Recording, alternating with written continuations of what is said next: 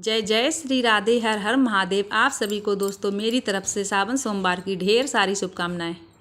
तो चलिए दोस्तों जान लेते हैं कि सावन सोमवार के दिन व्रत में हमें क्या क्या चीज़ खाना चाहिए और कौन कौन सी चीज़ भगवान शिव और माता पार्वती को अर्पित करना चाहिए।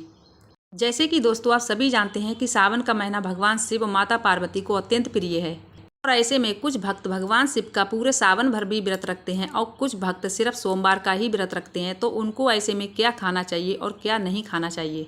तो अगर आप सिर्फ सावन सोमवार का ही व्रत रखते हैं तो कोशिश करें कि ऐसे में आप फलाहार ही रखें। अब फलाहार में आपको क्या क्या लेना है तो चलिए ये भी जान लेते हैं कि फलाहार में हमें क्या क्या लेना चाहिए।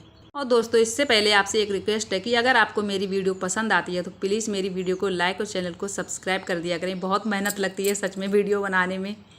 और कमेंट बॉक्स में हर हर महादेव लिखना मत भूलिएगा। तो चलिए दोस्तों जान लेते हैं कि हमें फलाहार में क्या लेना चाहिए। तो देखिए हमें फलाहार में जैसे कि केला है, सेब है या हम जो भी मौसमी फल है हम उनको ले सकते हैं, लेकिन हमें फलाहार में यही लेना चाहिए।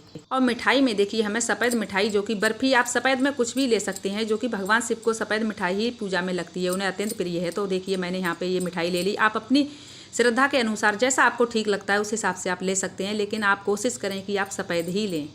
लेकिन अगर आपने सावन सोमवार का व्रत रखा है तो इस बात का जरूर ध्यान रखिए कि आप मिठाई नहीं खा सकते हैं। तो चलिए दोस्तों अगली चीज़ जान लेते हैं जो कि भगवान शिव को हमें भोग में क्या लगाना है। तो अगली चीज़ है गुड़, जो कि इस बात का जरूर ध्यान रखें कि गुड़ व्रत वाले दिन नहीं खाई जाती है, इसमें नमक की तासीर होती है, तो इसको नहीं खाना चाहिए। इस बात का खास तौर से ध्यान रखना चाहिए। तो चलिए दोस्तों मैं आपको एक एक करके सभी चीज़ बताऊंगी कि हमें दिन में कौन सी चीज़ फलाहार के समय ग्रहण करना चाहिए और कौन सी चीज़ नहीं ग्रहण करना चाहिए। तो दोस्तों ऐसा भी कहा जाता है कि सावन के महीने में दही दूध नहीं खाते हैं, लेकिन ऐसा कुछ नहीं है। दही भी खा सकते हैं, दूध भी ले सकते हैं, लेकिन ध्यान रखिएगा कि कच्चा दूध नहीं लेना चाहिए। सावन के महीने में कच्चा दूध नहीं लेना चाहिए। और ये जो कि दही है इसको शिवालय पे भी अर्पित कर सकते हैं और इसको भगवान शिव को भी अर्पित कर सकते हैं। उसके बाद आप स्वयं भी ग्रहण कर सकते हैं। तो चलिए दोस्तों अगली चीज़ क्या है जो जान लेते हैं। तो देखिए अगली चीज़ है ड्राई फ्रूट, जो अगर आपके पास हैं तो आप इनको अर्पित कर सकते हैं, नहीं है तो ऐसा भी नहीं है कि आपको अर्पित करना ही करना है। तो चलिए दोस्तों अगली चीज़ जान लेते हैं जो कि अगली चीज़ है ड्राई फ्रूट। अगर आपके पास हैं तो आप ज़रूर अर्पित करें, नहीं है तो ऐसा भी नहीं है कि आपको अर्पित करना ही करना है। तो जैसे कि दोस्तों आपके पास जो भी चीज़ है उसी के साथ भगवान शिव का पूजन कर सकते हैं। तो चलिए अगली चीज़ जान लेते हैं दोस्तों जो कि है दूध। दूध ये उबला हुआ है, उबला हुआ दूध हम ले सकते हैं। ध्यान रखें कि हमें कच्चा दूध का सेवन नहीं करना चाहिए। अगर आपको कोई गैस उसकी दिक्कत नहीं है तो आप उबले हुए दूध को ले सकते हैं, कोई दिक्कत नहीं। तो चलिए दोस्तों जान लेते हैं अगली चीज़। तो अगली चीज़ है दोस्तों साबूदाना। साबूदाना की आप शाम के समय खीर भी बना के खा सकते हैं। अगर आपको खीर नहीं, आपको शुगर की कोई दिक्कत है जो कि आप खीर आप नहीं खा सकते हैं, मीठे में आपको दिक्कत होती है, तो आप साबूदाना की खिचड़ी भी बनाकर खा सकते हैं, जो कि कोई दिक्कत नहीं है। तो देखिए अगर हमारा स्वास्थ्य ठीक नहीं है तो हमें ऐसा नहीं है कि हमें वो चीज़ लेना ही लेना है जो हमारे स्वास्थ्य के लिए ठीक नहीं है। तो चलिए अगली चीज़ देखते हैं दोस्तों क्या है। अगली चीज़ है ये घी, देसी घी। चाहे तो हम थोड़ा ही हमें लेना चाहिए, लेकिन शुद्ध देसी घी ही व्रत वाले दिन हमें लेना चाहिए। और ये है लौकी, जो कि अगर आपको पसंद है तो आप इसका भी हलवा बनाकर जरूर खाइए, व्रत में ये भी खा सकते हैं।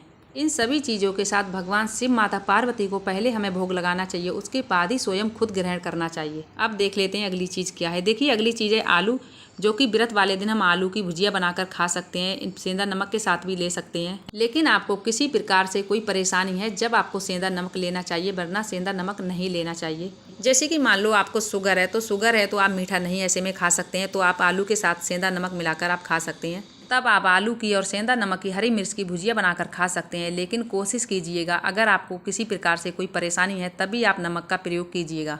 अगली चीज़ है देसी घी, जो कि देसी घी से कई एक चीज़ें बनाकर खा सकते हैं व्रत वाले दिन। तो देखिए देसी घी के साथ हमें खीर का हलवा भी बना सकते हैं। और यह है काली मिर्च और जीरा, जो कि इनको दोनों को पीस कर पाउडर बनाकर आलू की भुजिया बनाकर सेंधा नमक और ये पाउडर मिलाकर खा सकते हैं। अगर आपको किसी भी प्रकार की परेशानी है, शुगर की परेशानी है, और अगर आप पूरी तरीके से स्वस्थ मस्त हैं तो आपको इन कोई भी चीज़ों का प्रयोग नहीं करना चाहिए, जो कि हमें व्रत में इन चीज़ों को नहीं खाना चाहिए। नमक बिल्कुल भी ठीक नहीं होता है व्रत में खाना। वैसे तो देखिए ये नमक ही कहलाता है, जो कि हमें नहीं खाना चाहिए। अब चलिए देख लेते हैं दोस्तों अगली चीज़ कौन सी है, जो कि अगली चीज़ है कप और प्लेट। आप बिल्कुल भी मत सोचिएगा ये खाली खाली क्यों दिखा रही हूँ मैं आपको। तो खाली मैं इसलिए दिखा रही हूँ जो कि दोस्तों हमें व्रत वाले दिन हमें ऐसे बर्तनों में बिल्कुल भी नहीं खाना चाहिए, नहीं तो हमें ऐसे में भोजन करना चाहिए, नहीं हमें चाय पीना चाहिए ऐसे बर्तनों में, क्योंकि ऐसे बर्तनों में व्रत वाले दिन बिल्कुल खाना ठीक नहीं होता है। तो इसीलिए ऐसे बर्तनों को अलग हटा के रख दीजिए। तो देखिए स्टील के बर्तन तो सभी के घर में होते हैं, और आप कोशिश भी करें कि व्रत वाले दिन चाहे आप चाय पिएं, चाहे आप पानी पिएं, चाहे आप दूध पिएं। तो आप कोशिश करें कि आप इसी बर्तन में पिएं, स्टील के कैसे भी बर्तन हो, लेकिन स्टील के बर्तन में ही आपको पीना चाहिए और स्टील के बर्तन में ही आपको खाना चाहिए। तो दोस्तों आप कोशिश करें कि इन सभी बर्तनों में व्रत वाले दिन नहीं खाएं।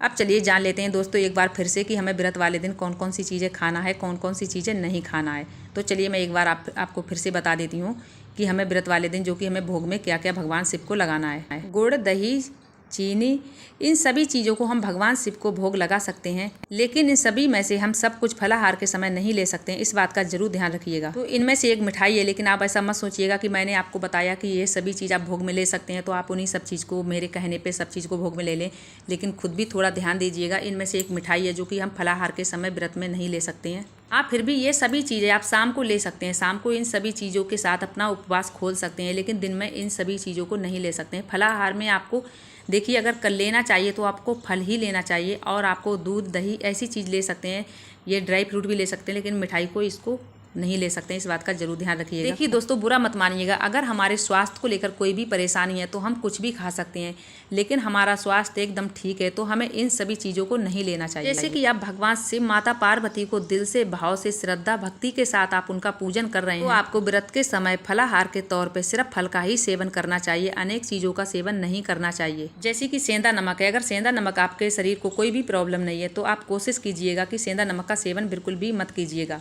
हाँ, आलू ले सकते हैं, आलू का देसी घी डाल के, चीनी डाल के भुजिया बनाकर खा सकते हैं, और दूध, दही भी ले सकते हैं, लेकिन ध्यान रखिएगा कच्चा दूध, मैंने आपको पहले भी बताया कच्चा दूध सावन में नहीं लीजिएगा, क्योंकि कच्चा दूध शिवालय पर चढ़ता है, भगवान शिव को अत्यंत प्रिय है कच्चा दूध। तो आप कच्चा दूध कोशिश कीजिएगा कि कच्चा दूध का आप प्रयोग नहीं कीजिएगा। दूध से बनी मिठाई का सेवन कर सकते हैं, दूध और साबूदाना की खीर बनाकर खा सकते हैं। ये सभी चीज़ आप शाम के समय ले सकते हैं, लेकिन फलाहार के समय आप कुछ ही चीज़ ले सकते हैं। इस बात का आप जरूर ध्यान रखिएगा। मैं फिर से बता देती हूँ आपको, ये आलू, हरी मिर्च और जो कि ये नमक, सेंधा नमक है, इनको वैसे बिल्कुल भी मत लीजिएगा अगर आपको कोई परेशानी नहीं है।